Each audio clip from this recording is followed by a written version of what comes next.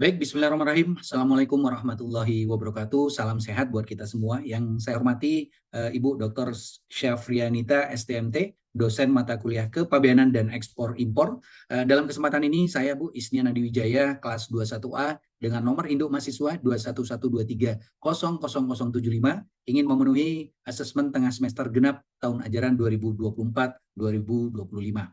Dalam beberapa persiapan untuk asesmen tengah semester ini, ada beberapa pertanyaan, diantaranya yang pertama, bagaimana kita menjelaskan tentang prosedur ekspor, salah satunya terkait dengan produk furniture.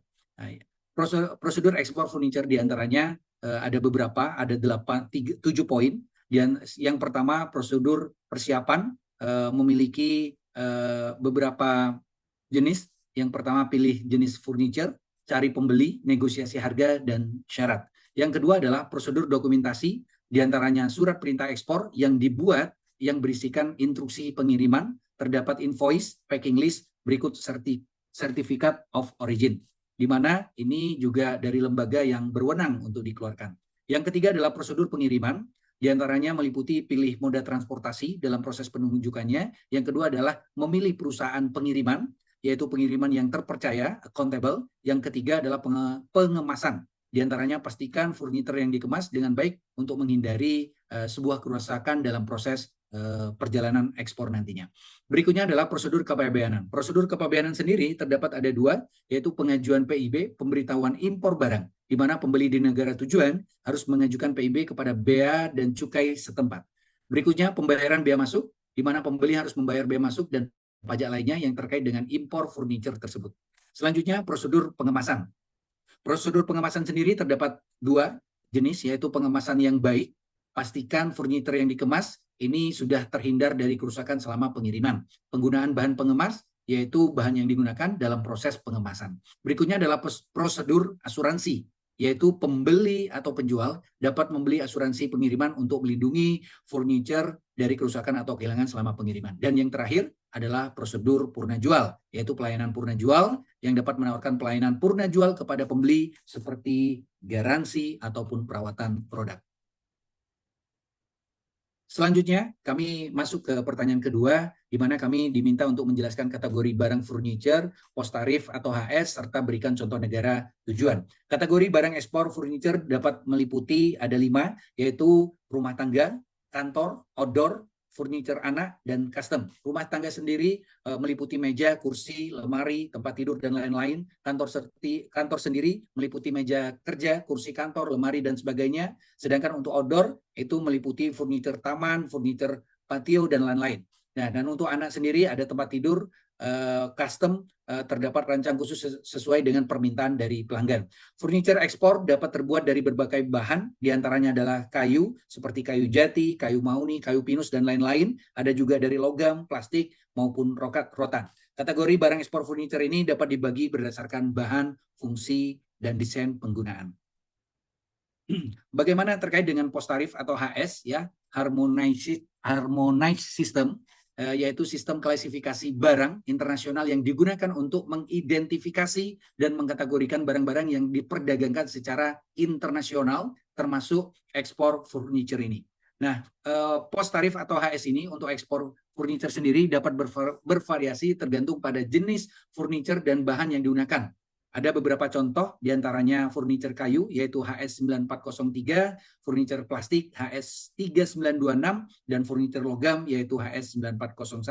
Manfaat pos tarif atau HS ini juga diantaranya identifikasi barang, yaitu pos tarif HS membantu mengidentifikasi jenis barang yang diperdagangkan, pengenaan tarif, yaitu untuk penentuan tarif bea masuk dan pajak lainnya. Dan yang ketiga adalah statistik perdagangan, yaitu pos tarif HS digunakan untuk mengumpulkan data statistik perdagangan internasional. Nah, pertanyaan kedua ini juga ada beberapa hal yang menarik, ya.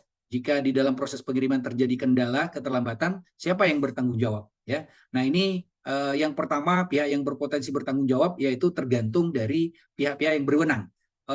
tanggung jawab ini bisa dimiliki oleh ship owner ya atau pemilik kapal jika keterlambatan disebabkan oleh kesalahan atau kelalaian ship owner ya. Freight forwarder juga memiliki keterlibatan jika gagal dalam memenuhi kewajiban. Dan yang ketiga ada pihak asuransi dan keempat adalah eksportir. Tentu untuk menentukan pihak yang bertanggung jawab perlu dilihat kontrak dan perjanjian yang telah disepakati antara pihak-pihak yang terkait, diantaranya kontrak pengiriman, kontrak asuransi, dan Incoterm, International Commercial Term.